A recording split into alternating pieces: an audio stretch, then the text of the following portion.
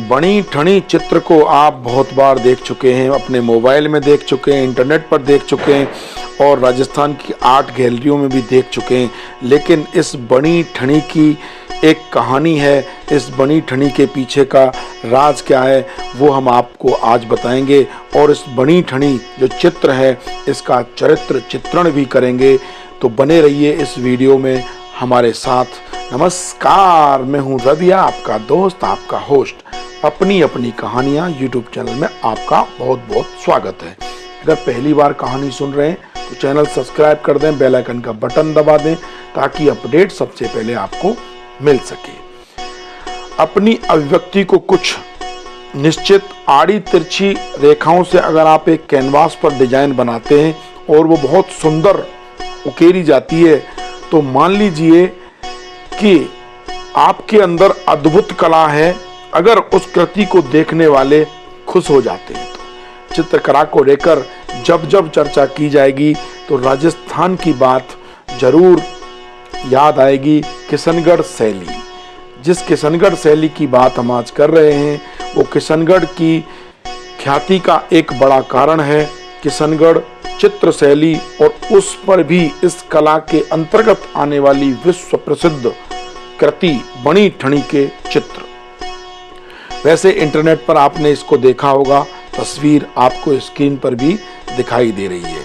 इस चित्र के पीछे की कहानी आज आप सुनेंगे कि बनी ठनी के चित्र के पीछे की कहानी क्या है।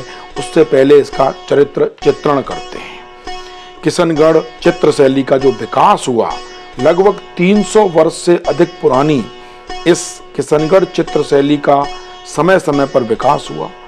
इस चित्र शैली के प्रारंभ के विकास की बात करें तो महाराजा रूप सिंह जो 1643 से 1658 के समय में और आगे चलकर महाराजा सावंत सिंह और 1748 से 1764 के काल में इस चित्र शैली का विकास होता रहा। यह शैली जन जन तक पहुंचाई गई। इस शैली के अंतर्गत कई चित्रकार हुए जिनमें प्रमुख नाम आपने किताबों में पढ़े होंगे। निहाल चंद, मोरध्वज, अमरचंद, सीताराम, नानक राम, रामनाथ और जोशी सवाई राम, ये नाम आते हैं।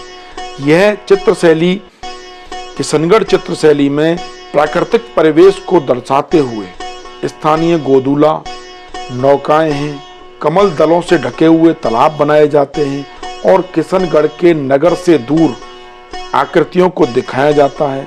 इस शैली में सफेद, गुलाबी के साथ ही सिंदूरी रंग जो कि प्राकृतिक रंग होते हैं उन्हें उपयोग में लाया जाता है। इन रंगों में केले के वृक्ष, झील आदि के दृश्यों को उकेरा जाता है और प्रेम में लीन जोड़े को दिखाना, हंस, बतख, सारस, बगुले, इन चित्रों को भी बनाया जाता है। महिला के चित्र की रचना की बात करें तो यहाँ पर गोरा वर्ण के साथ लंबा छरेरा शरीर, चौड़ी ललाट, पतले होठ, नुकीली नाक, बड़ी और काजल से भरी आकर्षक आंखें, पतले होठ, पतली और सुंदर गर्दन यहाँ पर दर्शाई जाती है। इसके साथ ही महिला के हाथों में मेहंदी रची हुई और महावर युक्त इस चित्र में दिखाया जाता है। महाराजा सावंत सिंह के समय में इस शैली से संबंधित कई चित्र गढ़े गए और फिर विश्व प्रसिद्ध बनी ठनी की रचना की गई। इसको सन 1778 में चित्र कलाकार निहाल चंद्र ने गढ़ा। आगे चलकर संत नागरीदास के रूप में महाराजा सावंत सिंह को जाना गया और उनकी रचनाओं पर किशनगढ़ी चित्र शैली के अनेक चित्रों की रचना की गई। इतिहास को पलटकर देखा जाए तो महाराजा सावंत सिंह का सीधा संबंध बनी ठनी कृति से है। महाराजा सावंत सिंह से जुड़ी एक पूरी कहानी है। इसके बारे में बहुत कम लोग जानते हैं। चित्र आपने देखा है लेकिन कहानी के बारे में आपने नहीं सुना होगा। राजस्थान के इतिहास में कई प्रेम कहानियां अमर हुई। इन्हीं में से एक किशनगढ़ के महाराजा सावंत सिंह और उनकी प्रेमिका निज दासी की प्रेम कहानी है। रानियों जैसी पोशाक और आभूषण से सजी धजी अपनी प्रेमिका का चित्र सावंत सिंह ने बनवाया। इस चित्र को बनी ठनी नाम दिया गया। राजस्थानी भाषा में इस बनी ठनी शब्द का अर्थ होता है सजी धजी। इस चित्र को बनाए जाने के बाद पूरे राज्य के लोगों ने प्रशंसा की और इस तरह उस दासी का नाम पड़ गया बनी ठनी। इस चित्र में लोगों ने अपना पसंद किया, अपने विचार दिए और हाथों हाथ इसे बनाया जाने लगा और इस तरह चित्र का ढेर लग गया और एक बनी ठनी चित्र ने दुनिया भर में किशनगढ़ शैली को पहचान दिलाई। बनी ठनी की ये मूल पेंटिंग इस समय दिल्ली के राष्ट्रीय संग्रहालय में संरक्षित की गई है। राजा सावंत सिंह और उनकी प्रेमिका दोनों ही कृष्ण भक्त थे, तो ऐसे में राजपाट छोड़कर राजा बनी ठनी के साथ 1762 में वृंदावन में आकर बस गए थे, जहां सावंत सिंह को उनके कवि का नाम उपनाम नागरीदास की प्रसिद्धि मिली। ये बनी ठनी की कहानी, इस पर केंद्र सरकार ने किशनगढ़ चित्र शैली की बनी ठनी चित्र को सम्मान देते हुए 5 मई 1973 को बनी ठनी चित्र पर एक डाक टिकट भी जारी किया। तब किशनगढ़ की चित्र शैली को एक अलग पहचान मिली। इसके साथ ही इसके बारे में लोग जान भी पाए, लेकिन आज के दौर में सब बदलता हुआ दिखाई देता है। इस चित्रकला का इतिहास, यह चित्रकला समृद्ध भी है।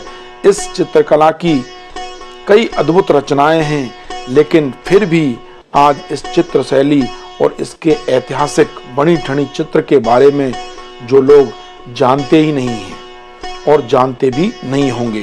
किशनगढ़ के पुराने शहर में लगभग 20 साल पहले बहुत सारे चित्रकार चित्र शैली की रचना करते थे, लेकिन फिर आर्थिक तंगी ने उन्हें किसी और काम करने पर मजबूर कर दिया।